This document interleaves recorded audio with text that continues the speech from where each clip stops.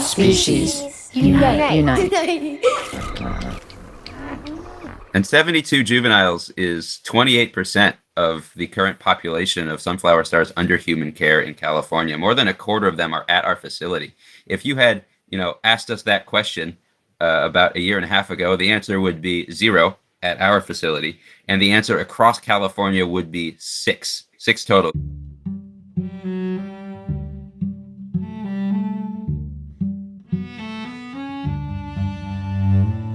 Hi, I'm Elizabeth Novogratz. This is Species Unite.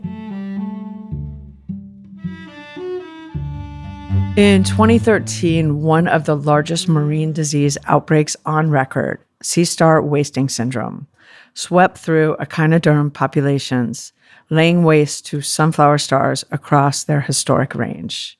Once common in California, sunflower stars are now functionally extinct there.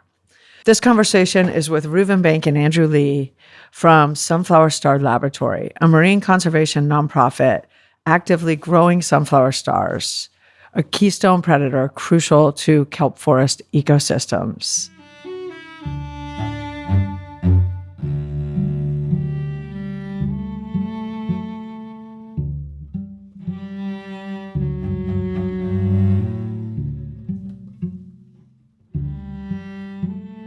Thank you both so much for doing this. It's great to see you, and I'm really happy to talk about sunflower stars, something which I did not know existed. It's really cool to learn about a whole new species that we're losing very quickly. Why don't each of you introduce yourselves and just a little bit about who you are and what you do at Sunflower Star Laboratory? Andrew, you can start. Okay. Yeah, my name's Andrew Kim. I'm the laboratory manager here at Sunflower Star Lab.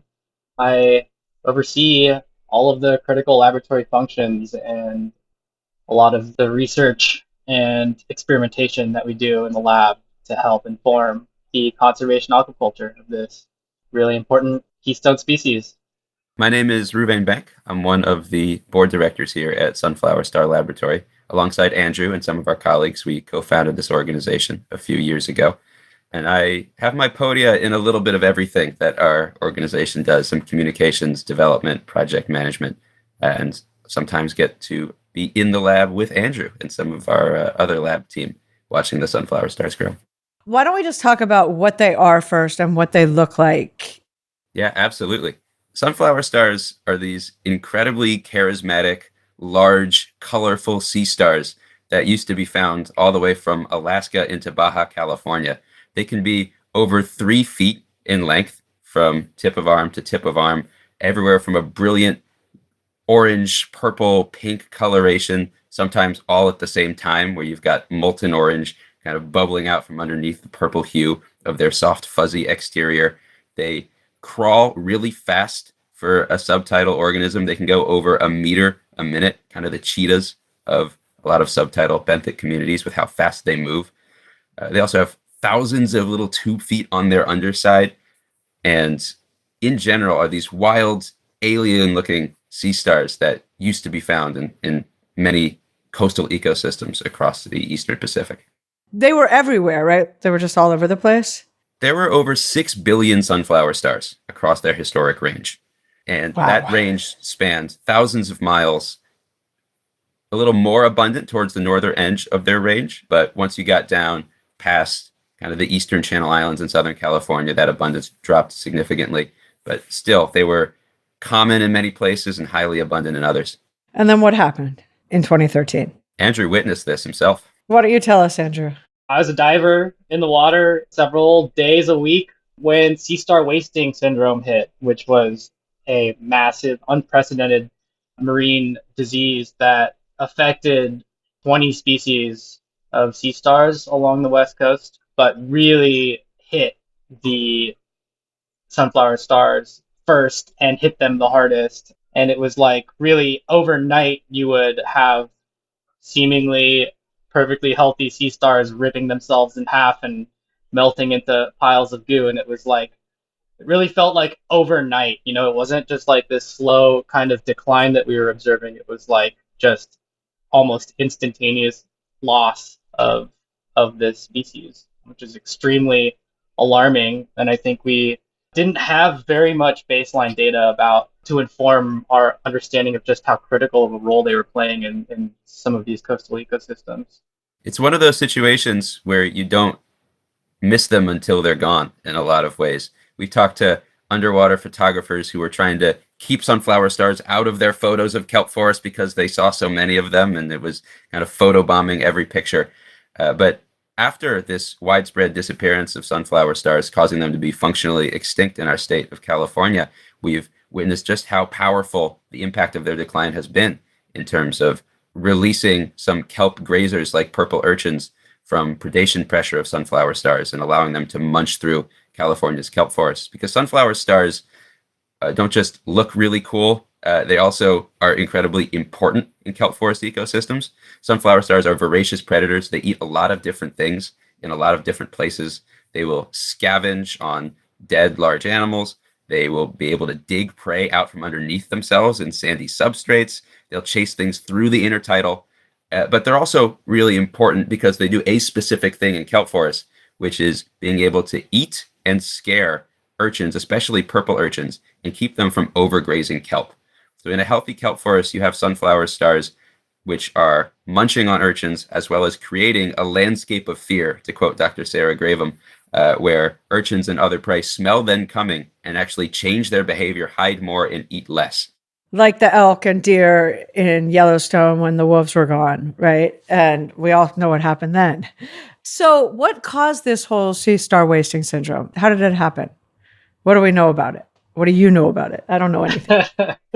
Yeah, we know that it's an infectious disease of some sort, and we are probably very close to finding out exactly what this infectious agent is. We don't know. There's a few researchers who have been working on this up at the Hakai Institute in British Columbia. Dr. Alyssa Gaiman and Dr. Drew Harvell have been leading a lot of the research on the disease front, and they've been doing years and years of studies to determine what the actual agent is. But yeah, we still don't know, but we're close to finding out. It's just really exciting to kind of be on the cusp of finding out at least additional information about the potential cause of this outbreak, because wasting itself describes a collection of symptoms, almost like sepsis in humans. Stars can waste for many different reasons, and there's been a lot of outbreaks of wasting over the years. In the 80s and 90s, there were larger scale outbreaks, but the one in 2013, 2014 was especially pernicious. It completely devastated sunflower star populations in California in a way that they just haven't recovered like they did after previous wasting events. And so understanding the etiology of the specific 2013, 2014 outbreak, which was so devastating, is really important for the long-term implications of sunflower star recovery. And are they all gone in California, or are there some still there? We say that they're functionally extinct because they're unable to perform their previous role in the ecosystem of keeping urchin populations in check. But we do have a handful of sightings, especially in Northern California every year. We have a a campaign calling them Sea Squatch, and we're going to be having some Sea Squatch merch dropping at the lab probably later this summer to help people kind of think about them as this incredibly rare sighting and how to report them if they do find them. But yeah, we have very few of them, and we haven't had a reported confirmed sighting south of San Francisco since 2018. So they're completely gone from the southern extent of their range, especially down into Baja California. And we've seen the impacts of this. We've talked a little bit about how important they were previously and their role in kelp forests. And as soon as they disappeared, there were widespread implications for the ecosystems that they used to inhabit. Because the spread of the 2013-2014 outbreak of sea star wasting syndrome was exacerbated by shortly after what's called the blob, or a period of multi-years of really warm ocean temperatures. The ocean got really hot for a minute, and it got really hot most likely because of us. Research has shown that anthropogenic climate change increased the likelihood of the blob occurring by roughly 50 times what it otherwise would have been. And in the absence of sunflower stars, which were killed due to this disease, we had urchins released from this pressure and spreading across thousands of miles of coastline. In Northern California, we've had 97% of our former kelp forests disappear just in the last decade, in large part due to the loss of sunflower stars. Warming water was bad for kelp anyways. There were some convergent factors involved, but taking away the last straw, keeping those urchin populations in check, allowed them to proliferate and munch through kelp forests on a devastating scale. Andrew, as a diver, diving like pre-2013, 2014, and now, it's not just the sea stars that aren't there. Like, it must look completely different.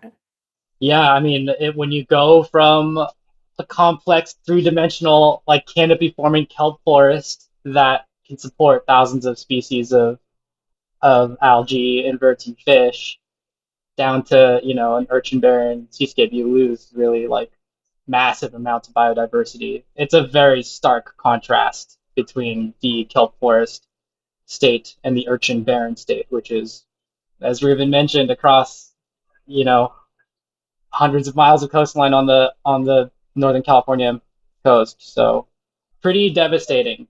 Once everyone kind of realized what was happening, then you guys were like, we got to save them. And talk about that. Talk about how you thought, well, we could probably save them. Yeah, a lot more research started about sunflower stars and the role that they played in ecosystems after they disappeared. And I think there was kind of a patchwork of different researchers working on specific sunflower star questions. The first folks to actually try and grow sunflower stars in a laboratory setting, potentially to aid in their recovery, was at Friday Harbor Laboratories up at University of Washington. And our organization was founded to kind of emulate and build on the impact of Friday Harbor Labs down here in California. We were just a bunch of concerned community members all living in the Monterey area at the time who were watching the kelp forests disappear before our eyes and were inspired to take action about what seemed to be a clear problem and missing piece of the kelp forest ecosystem that was allowing this to spread. Our kind of inspiration and facilitator behind the organization, his name is Vince Christian. We call him our star father. And we actually started based on a Facebook post that he put in a group called Monterey Bay Scuba Divers Open, where he proposed building a solar-powered floating laboratory in Monterey Harbor to grow sunflower stars, and was interested in other folks getting involved and founding this organization with him and working towards sunflower star recovery. And so many of us who were, weirdly qualified group of folks responded to this and were able to start this organization, moderate those initial goals of floating and solar-powered laboratories, and create what was first a proof of concept lab in Vince's garage in Pebble Beach, and what has now grown to a full-scale aquaculture facility in Moss Landing, where we have 4 full-time employees working for the lab, and we're coordinating and leading recovery efforts across our state and beyond. Start with, how do you grow sunflower stars? First, you need some brood stock. So you need to have mature reproductive animals. And then you induce spawning, which you can do through the injection of a hormone at the right time of year. So they're broadcast spawners. So sperm and eggs meet in the water column. Out there in the ocean, it's just the motion of the ocean kind of controlling fertilization. But in the lab, you can get really high rates of fertilization. So you then eventually start with a ball of cells that's dividing and developing and going through some early life history stages. Or maybe actually I can walk you outside real quick and show you our beautiful mural here. You have spawning, ball of cells, developing, and into a feeding larva. And they spend at least about 30 days going through the various larval stages until you get to this kind of stage here, which is what you call a late stage brachylaria. And this is kind of like, I imagine this is the spaceship, and inside here there's something called the rudiment, which is sort of like the juvenile sea star that's developing. So that's like the alien in the spaceship. And they develop these really complex structures, and they're able to stick to substrates and test substrates to determine whether or not they're the place where the larvae wants to land and settle. You've just spent 30 days drifting in the plankton, and then where you decide to metamorphose is kind of like essentially where you're going to be for the rest of your life, right? But yeah, basically then something magical happens. The sea star encounters substrate that it likes, and then it metamorphoses into this little pile of snot, And a couple of days later, it sort of emerges as what is semi-recognizable as a sea star with 5 arms. And what's amazing is that the sea stars are immediately predatory. So if you settle a baby Pycnopodia right next to a baby sea urchin, that's like the best thing you could do for the Pycnopodia. They will immediately start hunting. So they have this predatory ability throughout their entire post-settled lives. And then so then you have the babies, and then the juveniles, which is kind of where our babies are currently. How long does it take to become a juvenile? When did you start with these guys? So the sea stars that we have here now are all part of the Cupid cohort. We call them the Cupid cohort because they were spawned on Valentine's Day of last year. And so if you do the math, we're in May, they're about just over 15 months old at this point. Our largest sea star, Titan, is close to 20 centimeters, which is huge. It's like the size of my face almost. The other thing we're kind of discovering is that they're very adaptable in their growth rates. It's really like what you put in terms of food, you get out in terms of growth. And, some of their growth rates are mediated by, I'm sure, genetics, but also they are extremely adaptive to the varying inputs. Probably one of the most interesting things that we learned along the way over the last year is that they have really adaptive responses as larvae. And so, I mentioned that the larvae spend at least 30 days floating around in the plankton, but I actually had beakers of larvae 10 months post spawning. And so they can be extremely adaptive. And if you think about they're extremely discerning in terms of where they want to settle and metamorphose. And so if you just think about larvae out there that end up out to sea, far from shore, they appear to have this ability to kind of delay settlement and wait until more favorable conditions arise. So it's pretty cool. Like they have all these promising evolutionary traits that should make them really robust, and it explains why they existed, across such a wide range of habitats. It's like they're hardy and they're robust until there's a disease. I love when Andrew drops a bunch of science knowledge, some picto bombs. It's one of my favorite things to listen to.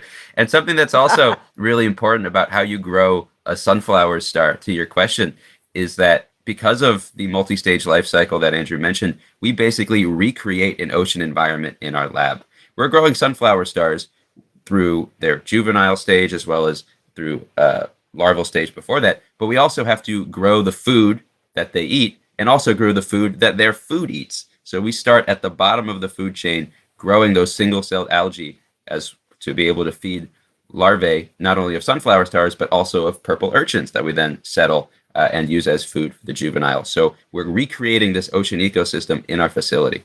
And what needs to happen to put them, to start putting them back in the ocean? How big do they need to be? Where do you need to be with this whole bigger plan? A lot of those questions we are trying to find out the answers to through novel research, because nobody's done this in California before. So our general pathway towards outplanting is to start with trials that we're working towards in the future of releasing sunflower stars in cages in an ocean flow-through environment. So they're exposed to raw seawater so that we can monitor just how well they potentially respond to an area where there is still active wasting present in the environment, and then take them back into the laboratory to be able to iterate. So we need to kind of dial in the size of the sunflower stars we may want to outplant, prime locations that could potentially lead to better survivorship of sunflower stars, who the best parents are, the best broodstock in order to create larvae that have the best, and then juveniles who have the best chance of surviving sea star wasting syndrome out in the wild. So our general timeline of how we approach outplanting is iterative. It's step by step, building towards the way we can best mitigate against potential sea star loss, working with all relevant permitting agencies. Sure. And I guess not knowing yet what's causing sea star wasting syndrome makes it a little precarious to be putting these guys back in the ocean anyway, until you know what caused this. Yeah, and that's good data. If during those first steps of towards outplanting, where we have these caged sunflower stars, we see signs of wasting, that's really good to know, and something that would be great to take note of, to be able to iterate based off of, and try and find better ways to move forward with higher survivorship in the future. So we're not really, I wouldn't say concerned about seeing wasting in the first steps that we take, because that's really good information to have. Are there any parts of the whole ocean where where there were 6 billion of them? Are there any parts that still have any kind of healthy populations? Yeah, there are some areas up in Alaska where there are pretty healthy populations, and some of the inner fjords around British Columbia, there were pretty healthy populations as well. Yeah, the remaining population tends to get bigger the more north you go. Washington State, based on a 2022 study, I believe, had about 7% of its historic population levels, and then that increases as you go up towards Alaska. Since everything you're doing, you're kind of learning as you go, is for a lot of it, or you're like, it's teaching you quite a bit as you do this. What's really shocked you in this since this started, or surprised you? Oh, what hasn't shocked me? My gosh. I think I wasn't expecting the level of voracity these sea stars have. They are so hungry. They grow so quickly, and they'll eat so much if you feed them, as much as they want to eat. They're so hungry that when I cultured the larvae from the Cupid cohort, I started with about 1 million fertilized embryos and ended up settling tens of thousands of juveniles, but learned pretty quickly that if you did not have the correct food to feed them, that they were highly cannibalistic. It was like, tens of thousands one day, and the next day there'd be half, and then the next day there'd be half. And the next day it was just like until they kind of like thinned out to a density that was like maybe decreased the encounter rate or something. Our stars are kept separated and in individual containers because they can tend to be highly cannibalistic if you do not keep them well fed, and especially if there are differences in size. But it's amazing how just like the tiniest difference in size, like you'd have these stars and I'd be looking at them under the scope, and you'd have just like the smallest, like almost immeasurable difference in size, and somehow like they could figure that out and would just be eating each other. So anyway, yeah, that was surprising. That's nuts. Yeah. Well, I guess since there was so little research ever done on sunflower stars, people didn't really know a lot. You really have had to learn so much because it didn't exist. Yeah, and folks had observed cannibalism, but yeah, just to observe it, in this sort of a setting where you have like that many individuals. So we'll need to do a lot of like optimizing and research around what to do to best manage these newly settled and early juvenile life stages for scaled up conservation aquaculture. Right. But yeah, we're learning a lot. How long does it take for them to get to full size? Sunflower stars will reach sexual maturity when they get to about dinner plate size. And that can be 2 to 3 years of growth potentially. But sunflower stars are also incredibly long-lived organisms. Nobody really knows how long a sunflower star will live. There's estimates of over 50, some over 70 years. People are estimating how long a sunflower star can live, and they keep growing for a long time. So it's well over a meter across is the largest ones that we've observed under human care in aquariums. So I don't know if there's an exact end date to when they get their biggest. They keep going. But hopefully by the time they're that big, you guys have them back in the ocean. Housing them would get tricky, I would think. Yeah. How many do you have right now? So yeah, we have 72 juvenile sea stars, and I'm just like, imagining if we had 72 full-sized adults, it'd be like we could not handle that by any measure at this facility. And 72 juveniles is 28% of the current population of sunflower stars under human care in California. More than a quarter of them are at our facility. If you had, asked us that question about a year and a half ago, the answer would be 0. at our facility? And the answer across California would be 6 total. You could count on 2 hands the number of sunflower stars that were under human care. So our organization, Sunflower Star Laboratory, helped to facilitate the spawning and cross-fertilization of some of the last few sunflower stars down at Birch Aquarium, along with our partners at the Nature Conservancy, Cal Academy of Sciences, San Diego Zoo and Wildlife Alliance, and others, so that we could increase the number of larvae being grown out across the state. So this is incredibly recent development of being able to have multiple facilities working towards growing them out, with over a quarter of them being housed at our facility in Moss Landing. Do you think, kind of like the wolves in Yellowstone, like once they're back, everything else will start coming back? Like that's the plan, right? The kelp forests. There's a lot of reasons for hope. Now, there were a lot of issues that led to kelp decline in the first place. It wasn't just the loss of sunflower stars. There was initially redundancy in keystone predators. So there were other species keeping urchins in check. In Northern California, historically, you would have had the southern sea otter across much of that range being able to munch on urchins as well. And then, of course, the warming temperatures were bad for kelp growth across Northern California as well. But sunflower star recovery is the single most important step we can take towards bringing back the kelp forests for a number of reasons. Sunflower stars are both really good at eating urchins and at scaring them. And they also don't differentiate, based on laboratory studies, between eating healthy urchins, the fat, happy ones found in kelp forests, and starved urchins, which mimic an urchin in a barren. Because if you're an urchin in a barren, there's thousands of your fellow urchins nibbling on every little scrape of algae. You're basically starving yourselves. And so Dr. Jason Hoden doesn't like this term, but sometimes they're colloquially called zombie urchins because they can stay alive for years with almost no food in their bellies, and their gonads are shrinking. So if you crack those urchins open, there's no uni inside of them comparatively for us or for an otter to eat. So humans and otters have not a whole lot of nutrients to gain from an urchin in a barren. Sunflower stars, based on lab research, do not care. They will eat a starved urchin and a healthy urchin at roughly the same rate, which is potentially huge restorative power for sunflower stars in urchin barrens to be able to eat and scare the ones remaining there. Juvenile sunflower stars, the little ones, also eat juvenile urchins, which eat juvenile sporophytes of kelp. So you can potentially attack the problem of urchin overpopulation at multiple levels in the life cycle of the grazers. So there's a lot of different reasons for why sunflower star recovery gives us hope, not just for conserving remaining kelp forests, but potentially for contributing to restoration of those that have vanished. Let's hope. I'm so glad that I learned about this. I think a lot of people have no idea.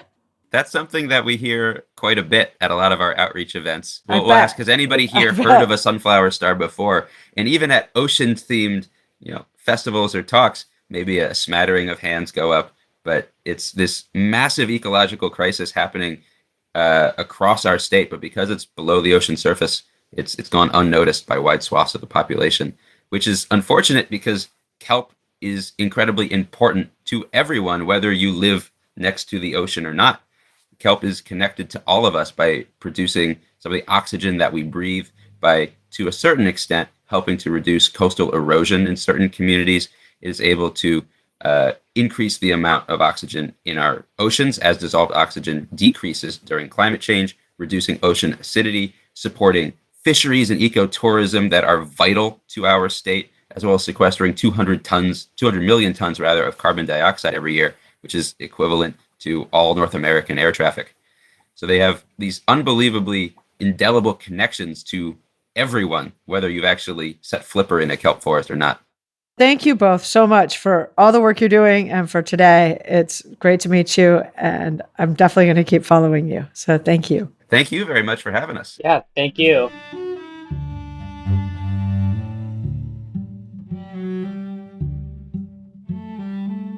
To learn more about Reuven, Andrew, and Sunflower Star Laboratories, go to our website. We will have links to everything.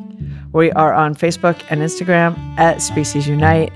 If you have a spare moment and could do us a favor, please subscribe, rate, review on Apple Podcasts or wherever you listen to podcasts. It really helps people find the show.